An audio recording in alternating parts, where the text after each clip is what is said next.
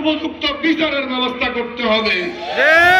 28 অক্টোবরের হত্যাকারী যারা লগিবটের তাণ্ডবে জাতি দেখেছে, সেই 28 অক্টোবরে শহীদ মুজাহিদ, শহীদ ইয়াহিয়া, শহীদ শিবন, শহীদ জসিমউদ্দিন সহ যারা শাহাদাত বরণ করেছে, তাদেরকে যারা লগিবটে দিয়ে খুঁচিয়ে হত্যা করে লাশের উপর নৃত্য করেছে, সেই আওয়ামী বাকশালীরা আজকে পলায়ন করেছে।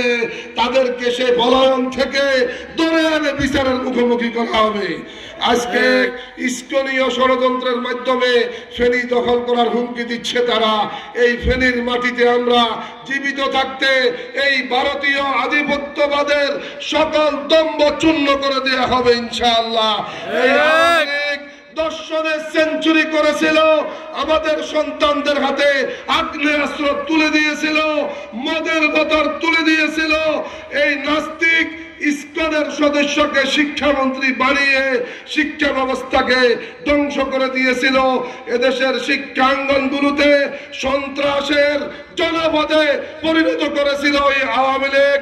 আমরা এই ভোটচোর, এই তরুণ প্রজন্ম যারা এখানে হাজির আছে, ভোট কাকে বলে এরা অনেকেই জানে নাই, দেখে নাই। আওয়ামী লীগ ওই শোবে সাদেকের আগে রাতের অন্ধকারে ভোটার বাক্সে তারা ঘুরাই ফেলতো। আগামী দিনে তা করতে দেয়া হবে না ইনশাআল্লাহ। 70 বেশি ইউনিয়নের প্রতিটা ওয়ার্ডে আগামী দিনে জামাত ইসলামের মেম্বার নির্বাচন করতে হবে ইনশাআল্লাহ। কারা কারা রাজি আছেন একটু হাত তুলে দেখেন। আল্লাহু আকবার।